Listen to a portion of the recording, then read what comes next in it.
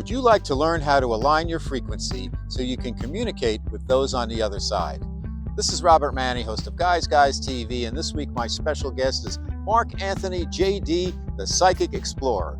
It all starts right here, right now on Guys TV. You can also catch me on KCAA Radio here in Southern California, Guys Radio, my worldwide podcast, and we're on UK Health Radio all weekend long. Guys TV, Guys Radio, thanks for your support.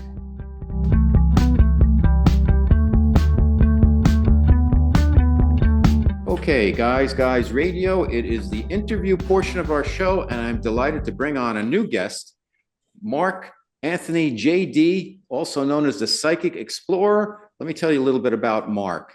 Mark Anthony, JD, Psychic Explorer, is also known as the Psychic Lawyer. He's a fourth-generation psychic medium who communicates with spirits. Oxford-educated attorney, licensed to practice law in Florida, Washington, D.C., and before the U.S. Supreme Court. Amazing background here. Mark was named a notable graduate by the Arthur Findlay College of Psychic Science. He's a Spiritual Awakenings International Circle of Honor honoree, and he received the OMI Award for Best Psychic Medium. I got to tell you, just before I want to deviate from the introduction for a second, I've read his book, one of his books. I've seen many of his appearances on air. He's just fantastic, and he's a real guy's guy. So I'm so thrilled he's on the show. He appears nationwide. You've seen him probably on TV or heard him on radio, the Doctors Gaia TV, Discovery Channel. He co-hosts a live stream show, The Psychic and the Doc, on the Transformation Network. This Psychic Explorer travels to mystical locations, remote corners all over the world to examine ancient mysteries and supernatural phenomena. He's a featured speaker at conferences, expos, universities, which include Brown, Columbia, Harvard, and Yale. He's the author of 3 best-selling books. His latest, which I just finished, The Afterlife Frequency, has won multiple awards, ranked as one of the top books about faith, and was up for a Pulitzer. His other best-selling books are Never Letting Go and The Evidence of Eternity, and he's also VIP executive contributor to Best Holistic Magazine. Please welcome to Guys Radio, Mark Anthony. Thank you, Robert. It's really great to be here on Guy Radio. Well, I'm so thrilled you're here. I've got so many questions for you. So why don't we start at the beginning? In reading your book and kind of learning about you, you're a fourth-generation psychic. And it's interesting, is psychic abilities, I would assume that everybody has some type of psychic abilities, but your family has them dialed up, and I guess it's gone from generation to generation. Is that typical? It appears to be. A lot of my colleagues are mediums. There's other mediums in their family. And in my family, I've tracked it back to the 1890s on both my mother's and father's side of the family. Both my parents had these abilities. My mother was a commercial artist, and my dad had been a U.S. Navy SEAL, but then an aerospace engineer. And they didn't go public with their abilities, all right? And we kept it close to home. And the thing is, it appears to be a genetically inherited trait. I mean, there's a reason why you look like your parents. There's a reason why some families have a lot of left-handed people in it. There's reasons why certain abilities run through families. These are all tied to genetics. And in my family, there have been several psychic mediums. The stories are really fascinating. I write about them in all my books. And so when you have two parents with the same, it's known as a recessive genetic trait, which means it can skip a generation or two. For example, a dominant genetic trait would be right-handedness, because 90% of the people in the world are right-handed. A recessive genetic trait would be left-handedness, because only 10% of the people in the world have it. But when you get two parents with the same recessive genetic trait, the likelihood one of their children will have that ability increases. You also said that we can all do this. Absolutely. We all have the same basic physiology, but some people are simply better at this. I mean, some people are really good at math. Some people are great artists, some musicians. I mean, we can all swim, but how many of us are going to be a Michael Phelps? So we're just simply good at doing different things. And in my family, this is a trait that runs very heavily. And I'm very privileged and honored to have inherited this. Now, when you were a kid, what was the first time you had something come up where it was a clear demonstration of your psychic ability? I know you had an NDE, near-death Yeah. experience at age 4, but in terms of just overall getting something psychic happening, and then what was it? And then how did your family react? They're like, "Oh, welcome to the club," or you Well, broke your cherry, yeah, or what? my NDE occurred when I was 4, but about 6 months prior to that, I was 3.5, and I started talking to invisible friends, except mommy and daddy could see who I was talking to, and their reactions were quite different. Mom's was, "Oh, he's got it." And dad, having been a sailor, used a number of colorful metaphors followed by, "Ah, geez, he's got it." And the reactions, the reactions were very different. My mother's side of the family had emigrated from Italy, and the Italian side of the family, they were Catholic, and that they looked at this as a gift from God. In fact, my maternal great grandmother, her name was Giovanna, and Giovanna was well known in the Italian community of Little Italy in New York City and North New Jersey as the woman who knows things. And she was revered in the Catholic community. In fact, priests, bishops, monsignors, even a cardinal would come to consult with her. And she was even featured. I mean, she's long since passed, but in 2016, PBS did a special entitled "The Italian Americans," and it was a two night special, and they actually featured a segment about Giovanna and discussed her psychic abilities, which I thought was really cool. I remember when it was on TV, like every Wow. commercial break, one of my cousins was calling me, "Oh my God, did you Yeah. see that?" So it was really cool. My dad's side of the family, they were very conservative Pennsylvania, white Anglo-Saxon Protestants, and they were Baptists. They were Northern Baptists. But my dad had 4 siblings, 3 sisters and a brother. One of his sisters, Marjorie, also had these abilities, as did his mother, Isabel, and their maternal grandmother, Grace. But they kept it very, very quiet. Like my grandmother apparently used to do readings. The story went that the ladies would come over on Thursday afternoons to play canasta. The truth was they were doing readings, and my dad, when he was a teenager, he was listening through the door of the parlor. They had this big house, and he was like, "Oh my God, they're talking to spirits like I do." So they kept it very, very hush hush. Plus, when he was in the Navy, this was not the type of thing that you talked about. He said, "I didn't want to get, Section 8, saying that you're crazy." So here I am, Robert. I'm seeing spirits. Then I have a near-death experience. Both my parents also had NDEs. My dad had 2 of them. My mom had one. My sister had one. I understand my niece has also had them. So a lot of folks in my family have had near-death experiences where when you die or your heart stops beating, your consciousness leaves your body and you can see what's going on around you, or rather, many times you hear about going through the proverbial tunnel into the light where Mhm. you encounter deceased loved ones and even the divine energy that people may call God. So I had an interesting childhood sitting around the table talking about spirit communication and these type of things. And when I started school at age 5, and I was going to Catholic school, my dad, I remember he took my arm. It wasn't mean, but he took my arm and he said, "Mark, do not talk to anyone about this except your mother and me, because people who see things others don't will get taken away." Wow. That really scared me.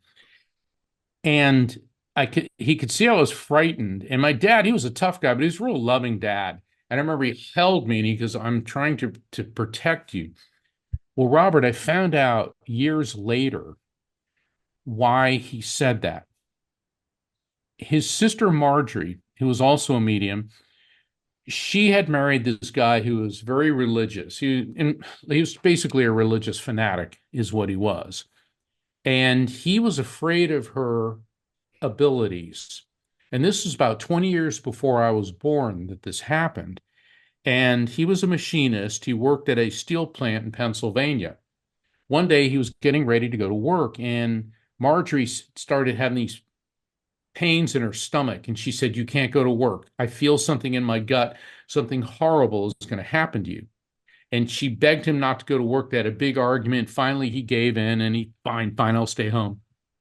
Well, that day, Robert, a crane was lifting thousands of pounds of steel beams, and the cable snapped, and they crushed the machine shop that he worked in and killed everybody in it.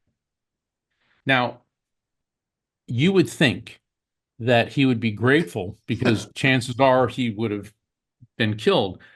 But he looked at this as something demonic and evil. So he conspired with a psychiatrist who diagnosed my Aunt Marjorie as a paranoid schizophrenic with hallucinations.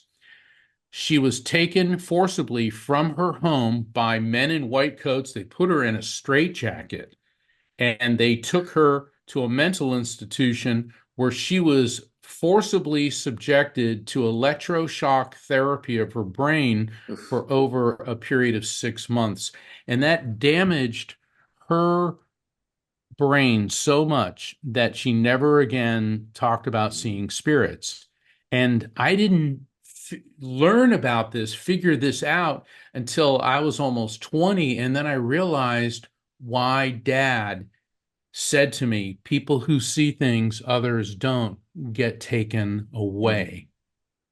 Let me ask you about this, Mark, because this I want to unpack a lot of things, and we only have X amount of time. But you mentioned people who get taken away, and it seems like men are a lot more limited in their being open to areas like psychic ability, etc. And one of the things we do on Guys Radio, one of my goals is I want to bring information out there for guys to consider. Right.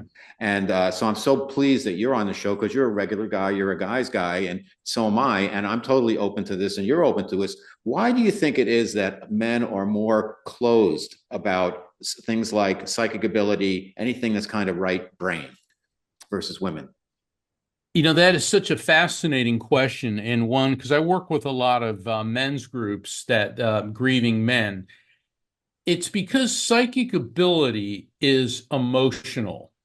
And when I talk about, right brain, left brain, the left side of your brain, to generalize, is logic. It governs our analytical abilities. And for guys, that's a good thing. It's like you're good with tools, you're good with marksmanship and sports and all that type of thing. The right side of your brain is the emotional side of your brain, the esoteric, the artistic, the abstract. And women are better at embracing their emotions than men are. I mean, it's funny, and I think every guy here can relate to this. All right, guy walks into a public men's room. Do you talk to the other guys there? No. Okay, we kind of do our thing and get out. Women will sit there and start talking to strangers about, oh, this and this and this and this. And so women are more expressive. And so now when we're working with spirit communication, it's an emotion, it's a feeling. And for thousands of years, men have been socialized to not display emotion. And the only socially acceptable emotion for men to display in public is anger. I mean, think about that. Mm-hmm. It's okay for a guy to get angry, but for a guy to look at a sunset and start weeping or go, "Oh, I love you so much" to his lady, okay, is looked at as a form of weakness. Mm-hmm. And so this thought has permeated itself through thousands of years of socialization to where when these intuitive, abstract, emotional feelings come, we tend to suppress it, whereas women tend to embrace it. And I think that's a simplistic way of looking at it, but I think that gives guys a pretty good idea of why the metaphysical field seems to be, I don't want to say dominated, but largely populated with women. Mm-hmm. And I will say this, millennial dads are really great dads. You see them, they're hugging and loving up their kids, and they're right on in there with the mother helping with the baby. So I think that things are starting to change. What was it about 20 years ago? And I know you've written a lot about, like the male version of Sex in the City, the concept of the metrosexual. Mhm. Guys who know how to dress, know how to put product in their hair. They make sure they don't have body odor. They're clean cut. And they also are showing empathy, Mhm. empathy and compassion. And these aren't forms of weakness. Right. This is a natural thing. And so I believe that it's beginning to change because I'm now seeing more and more male mediums coming forward. Although history is filled with very significant male Sure. mediums, certainly. Now, you mentioned grief, and I think that's an avenue that men really need to explore if they want to bring out those emotions. Because if you keep that everything bottled up, it's not healthy for you. And I know I lost what I consider a family member recently, and I got through it I woke up 4 mornings in a row and I cried, and I was by myself, and I just cried, and Yeah. I felt awful, but the crying helped me get through the grief. And I know I would not have been in a good place if I tried to hold that back because it would have eaten me up inside. What advice do you have for men in terms of being more comfortable to allow that to come out? I mean, obviously, I interview a lot of dating experts who are women, and they don't want the guy to be a blubberpuss and be crying all the time. But if you keep things bottled up, if you're not, you don't have emotional availability or emotional intelligence, it's actually not healthy and it's not attractive. Certainly. And teaching men how to embrace their feelings encompasses grief. Sadly, grief is part of the human condition. Whether we like it or not, somebody and more than one somebody are going to die during our lifetimes. And once again, men tend to suppress their feelings, but that doesn't mean you're not hurting every bit as much as our female counterparts. And you see, particularly in a family dynamic, when parents lose a child, there's a way that a mother grieves, a way a father grieves, then there's a way that they grieve as a couple. Mhm. Then, if there's other children involved, there's the way they grieve as parents in relation to the children. And there's several different dynamics going on there. And a lot of times I hear women get frustrated. They think that their husband isn't hurting enough, isn't grieving enough because he's suppressing it. And the truth of the matter, guys, is we hurt every bit as much as Sure. women. It's just how we deal with it. And look, my dad was a Navy SEAL. It was all about, don't be a wuss and Mhm. that type of thing. But my dad also taught me that a real man is never afraid to cry for someone he loves who has died. And my dad lost a lot of his friends in battle. And it's also crying is healthy.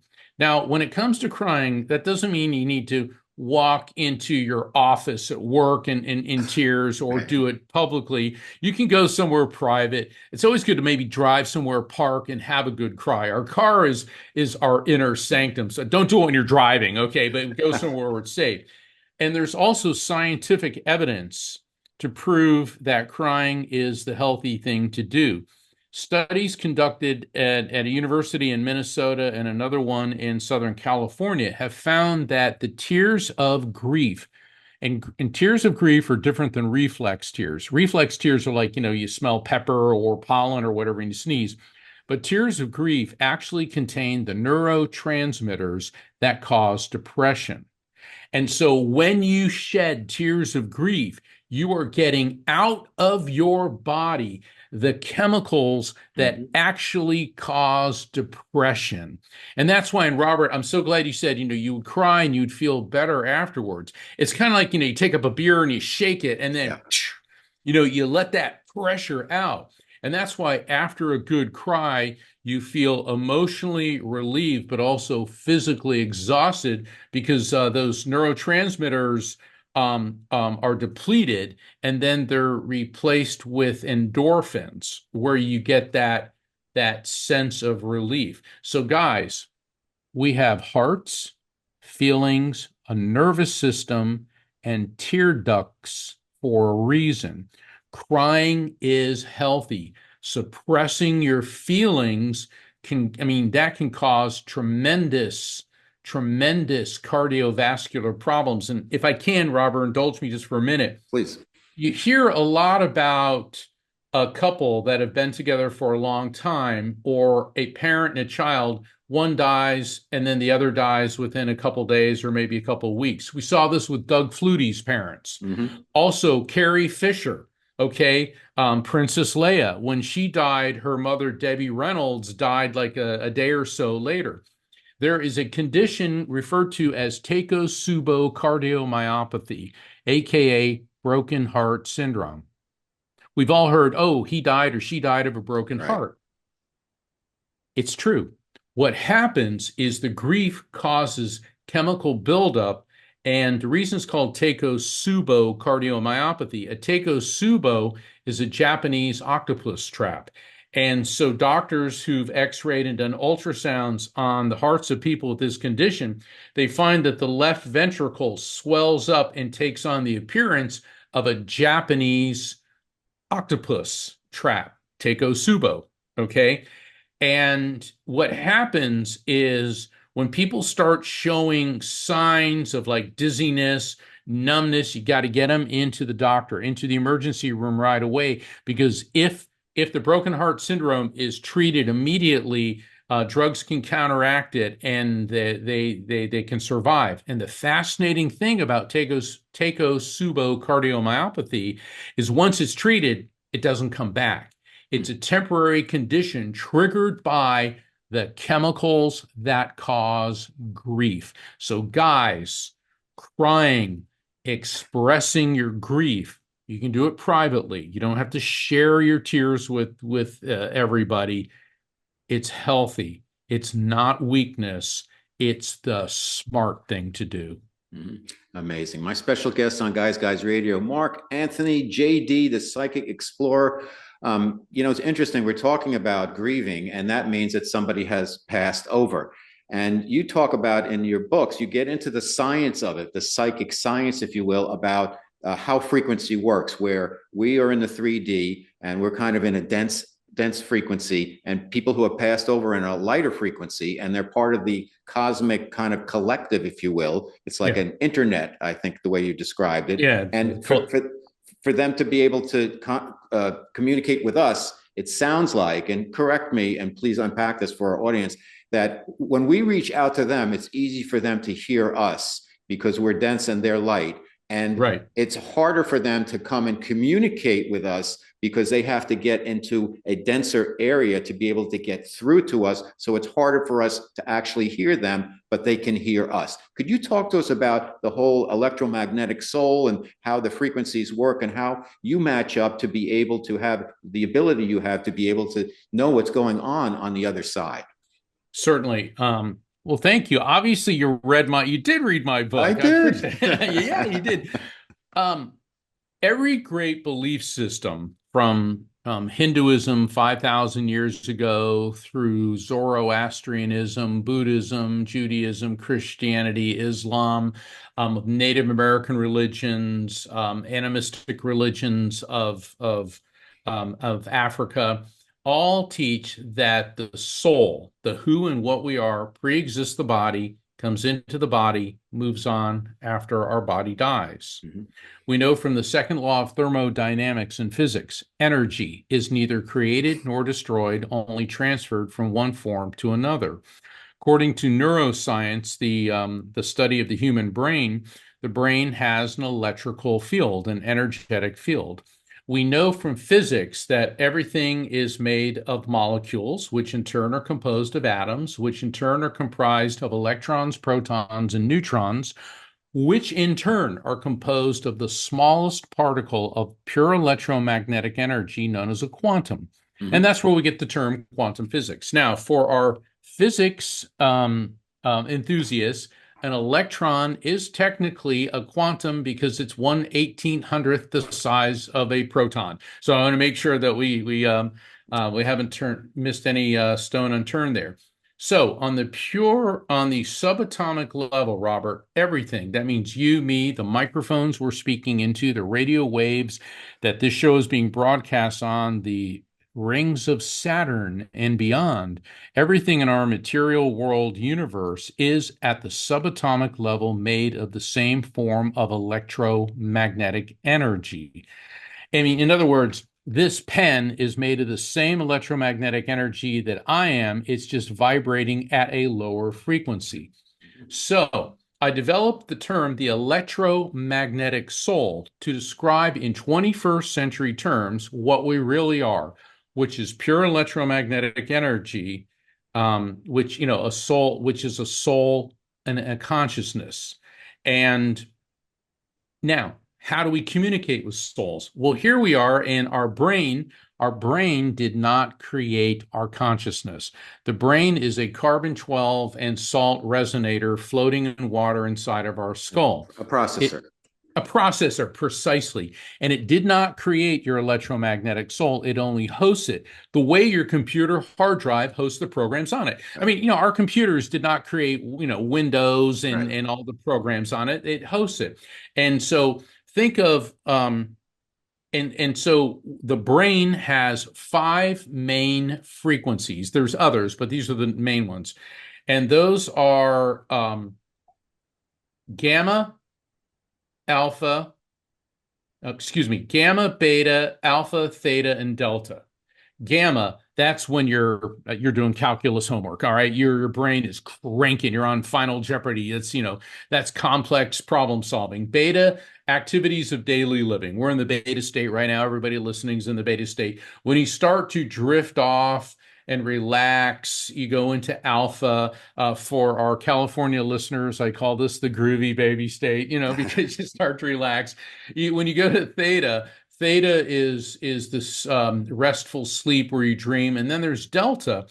And delta used to get really kind of like, delta's not important because there's very little brainwave activity. But that's when you heal. You have cellular regeneration. That's when you do your healing. But it's the alpha theta border, which is roughly around 8 hertz, where psychic and mediumistic activity occur. So when you go to sleep, it takes usually an hour or more to get to that alpha theta border. That's where psychic and mediumistic activity occurs. Spirits can see that, and they will adjust their frequency to where they tune in. And that's why so many people, so many of the listeners have had dreams where you believe, where you feel somebody that has passed comes and communicates with you. And you know the difference between a contact experience in the sleep state and a dream, because a contact experience feels real. It has a beginning, a middle, and an end. What we do not understand is how people like me can go to the alpha theta border within seconds voluntarily while we're in the awake state. And there's been a lot of studies on the pineal gland in the brain. And I don't want to get too deep into that, but basically, here's what it comes down to. Here we are. Think of our world as AM radio. It's energy, it's frequency, but it's at a lower frequency. The other side, the spirit realm, as FM frequency. Yep. So you have 2 energetic systems that operate parallel to each other. And in spirit communication, there is an alignment between the 2 frequencies that appears to be around the frequency of 8 hertz. So that in a nutshell, my book, The Afterlife Frequency, goes into much greater detail as to how this happens and the physiology related to it. The bottom line, Robert, spirit communication is not magic or hocus pocus, and with legitimate mediums like myself and a number of the colleagues, the ones I associate with, it's not charlatanism. It is a real phenomena based on sound scientific principles tied into human physiology, energy, and frequency alignment. Absolutely amazing. My special guest, Mark Anthony, JD, the Psychic Explorer. I'll give you an example of I actually experienced what you're talking about. When my dad passed a few years ago, he came to me in a dream, and he was kind of translucent glowing. And he had on his his pale blue V-neck sweater. And he looked at me and he said, "Yeah, Bob, it's me. It's real. It's me." And I looked at him and he looked at me, and then I knew it was him, and I knew he was all right. And then I looked away, and then he was gone. But it was a It, positive, very positive, brief experience. But he was almost like glowing. It was him, and he was yeah. communicating with me telepathically. Did he ever have a like a white or a lighter colored car with a red interior, your dad? He may have. We had a lot of different cars, so Yeah. could be. Yeah, because when you're talking about him, I saw a guy matching that description, driving like an old Dodge Dart. I mean, from like way back when, Yeah, you yeah, know? that would be him. Yeah. Yeah. Yeah. So as part of this, it seems like you deal with grief a lot, and you agree with people kind of having to come to terms with having lost somebody, and you deal with a lot of real life, uh, somewhat traumatic situations for people. Yeah. But it seems like the folks who have passed over, and I think this is good news, they seem to be, for the most part, a lot of them have a sense of humor. A lot of them, they don't seem to be having that bad a time over there. Eh, Tell us No, what it's yeah. out. For those of us who grieve, we're grieving a lot of times for ourselves. It seems like when people pass over, it ain't a bad deal over there. Not at all, because spirits are pure electromagnetic energy. Once again, we are all electromagnetic energy, but they're not burdened by the lower, slower frequency of our corporeal bodies. So, as pure EM energy, they're part of, think of your soul as a drop of water. And when we physically die, that drop of water plunges into the eternal sea of souls I refer to as the collective consciousness. Mhm. So now they're connected, other souls connected, which are connected other souls, so on and so forth. And they're still individuals, and they don't, they can interface with who they want, and they have access to this vast amount of information. They also move at the speed of light. So in the time it's taking me to say this sentence, your loved ones could have been back and forth to the moon about 10 times. Uh-huh. That's how fast they move. And because they're pure energy, they don't get old, sick, tired, or die. So I get people all the time, are they happy or do they miss me? Mm. You got to realize they can be with you whenever they want to be. And when you think about them and grieve for them, you're emitting an electromagnetic frequency from your brain. They pick up on it, not drives them, but it's what I call a frequency beacon. They pick up on it, and it draws them to you. So the thing is, they're never unhappy. We're the ones that are miserable and unhappy because we're living in a finite world. Our brain is a magnificent computing and formatting instrument, but our brain is not capable of infinite perception.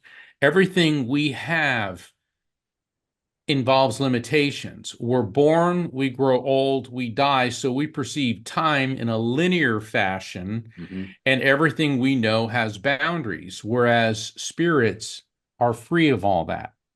So, and also on the quantum level, and we're getting into Einstein's theory of relativity here, but on the quantum level, on the subatomic level, it is theorized since Einstein's time all the way up till today that time as we know it doesn't exist. So let's say that someone you love died and you're going to live another 50 years. In their reckoning, you'll be reunited within less than a blink of an eye. And so people are like, do they miss me? Will they be there? Yes, they will be there. Do they miss you? Not necessarily, because they can be with you whenever they want to be.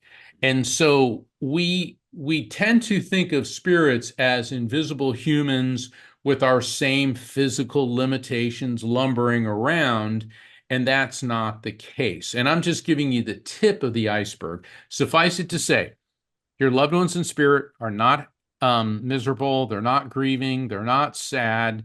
They love you. Love transcends physical death. And our job is to be miserable and unhappy here in the material world. I mean, I'm making a And joke. we're really good at it, right? We are really, really good at this. And but the thing is, I work with a lot of scientists who are involved in survival of consciousness studies, and I'm very honored when they've said to me that my theories are conformed to over the last 50 years of survival of consciousness research. And I'm very honored that I've been asked to be one of the keynote speakers at the 50th anniversary of the International Association of Near Death Studies conference in Chicago in August of Wow, this year. And I'll fantastic. be talking about my theories and the history of near-death experiences and how they've changed the world. So, Okay, Mark, let's for some fun, and I asked you about this earlier, and there's no guarantees of anything, but here I am. When I have somebody, a lot of times with your abilities on, I'll say, I'll ask spirit something like, what do I need to know? Or maybe if there's anybody around me or something like that. Can we play a little bit with that, Mark? yeah, let me see. Let me open up the frequency, see who comes through. All right, I'm getting a female energy coming through to you. Now, she could be on your generational level, which would mean like a sibling, cousin, or spouse, or she could be on the level just above you, which would be on the parent aunt level, because I get it like a family tree chart. And with her passing, I'm getting a sense of dehydration. Yes. And I feel very, very thirsty, which would indicate prior to passing, she was not drinking. She could have been under hospice care. Yes. Yeah, okay. Because my next point is I was going to get the medication. And I'm also getting, prior to passing, there was some type of neurological discomfort, shaking, tremors. And she keeps, I feel like when she's clasping my hand, that she was actually clasping your hand in close proximity to her transition. And it appears that you were there quite a bit with her prior to passing, and there was two other people somehow related or connected to you that were with you with her quite a bit. And I'm getting a lot of pain in what it is. The spirit transmits these sensations to me. When I say I'm Hmm. getting a lot of pain in my mouth, I feel like I may be missing some molars. So this could Yeah. indicate that she had a history either of bridge work or false teeth, but she had a lot of that. Was she your mom or a Yes. maternal? Okay, My because mother. she's got this whole mom thing going on, and Yeah. she's going like this now. Look at my teeth. They're just fine now. And it's funny because when spirits come through, initially they'll give us identifiers as to things going on with them prior to passing, but then they morph into these perfect versions of themselves. And they've told me, once again, because we're energy, and she wants you to know that she's just fine. She was ready to go, but she was a bit resistant. And I Yes. get that you were like, Mom, it's okay, you can Yes. let go. You can let go. And she wants to thank you for that. She said, I didn't need your permission to go, but I knew at that point, if I let go, you were going to be just fine. And she keeps talking about azaleas, azaleas. Now, that's an interesting thing. Azaleas, we see, I think there's azalea trees, azalea bushes. It could be an azalea street She or she avenue. yeah, Yeah, she had flowers, and I know she liked azaleas, so she liked azaleas. Okay, let me explain to you why that's so important. When a spirit gives us a message or gives me a message of an explanatory or advisory nature, she's given about, how she passed and that you were there, and she wants to thank you for saying, Mom, it's okay to go. But then when the spirit immediately follows that up with an objectively verifiable fact, azaleas, which she liked, the verifiable fact of azaleas is how she's letting you and I know that we've properly received and interpreted the message before that. Now she just put a big hoagie sandwich in front of me. It's got capicola, it's got ham, cheese. I'm tasting the pepperoncinis. Does that make sense to you in some way? well, I think maybe she's saying something because she was part Italian and she used to feed me all the time, and I stopped eating meat, and she thought that That was was going to weird. be, Robert, that was going to be my next point, is that don't eat that stuff. Don't eat that stuff. And like, yeah, part of my family was Mhm. Italian. These hoagies are delicious, Right. but she's explaining to you to get away from them and maintain staying away from the fatty meats. She's also talking about you and potassium levels. So something's going on with you and potassium. Now, generally, either heart patients or diabetics tend to have issues with potassium. And she said that the issue's not real bad, but you have to keep an eye on it. And there's something with you and milk. Milk. Now, that can mean you love milk, hate milk, lactose intolerant, but there's something with you and dairy products and milk. Does that make any sense in any way? It's recently I've started to not react well. I don't have lactose intolerance, but anything like milk or like things like I'm Italian, also pasta and things like that, they just don't. I love the taste, but they don't love me anymore. Right, right. So your physiology is changing. Yeah, So yeah, so let's avoid the milk, the dairy product. I know, isn't that a bummer for an Italian I know to it's the have to worst. avoid cheese? But the thing is, that's also why she's telling you to avoid the fatty, heavy meats and the milk, is because your digestive tract is no longer tolerating them well. Yeah. Also, when she focuses on you, I'm getting, is there any issue with hearing, tinnitus or tinnitus, or a hearing issue? But it may not be you. It could be somebody close to you having some issue with hearing or their ear. Well, not really. She had hearing. She had a hearing aid, and There we go. There we go. That's the it's her. verifiable. Yeah, that's the verifiable fact following the message. So she was the one with the hearing aid. Well, thank you so much. So, Mark Anthony, the time has gone so quickly on Guys Radio, and really, what we want to do is, particularly for the guys out there, to know it's okay to look at the psychic parts of life itself. It is science based. Mark is the best at what he does. I'm so thrilled you've been on the show with us today. I hope you'll come back. Please Look tell forward to everybody. it. Please tell everybody where they can learn more about you. Get your book. It's called The Afterlife Frequency. It's terrific. It reads like a novel. It's fun. It's interesting. It's got a lot of great tales that Mark tells about his travels and his experiences. But tell everybody where they can find more about you, Mark. Kindly visit my website, which is afterlifefrequency.com, just like my book, The Afterlife Frequency. And I invite you to sign up for my newsletter. I do a weekly live stream show, The Psychic and the Doc. It's a call-in show, and my co-host, Dr. Pat Basili, is an amazing world-renowned behavioral psychologist. I will be on a U.S. tour. I'll be in Houston in February, in Sedona in March. I mean, I could go on and on and on, but I've got incredible venues throughout the entire country, and you can find out all about that by signing up for my newsletter at afterlifefrequency.com. Robert, I want to thank you. I want to thank all the listeners for tuning in, and it would be an honor to return. Fantastic. And I'm going to hold you to that, Mark, and thank you so much. Thank you. If you enjoy the guests and content I bring you each and every week to Guys TV and Guys Radio, please support us by subscribing to our channels and platforms. Thank you.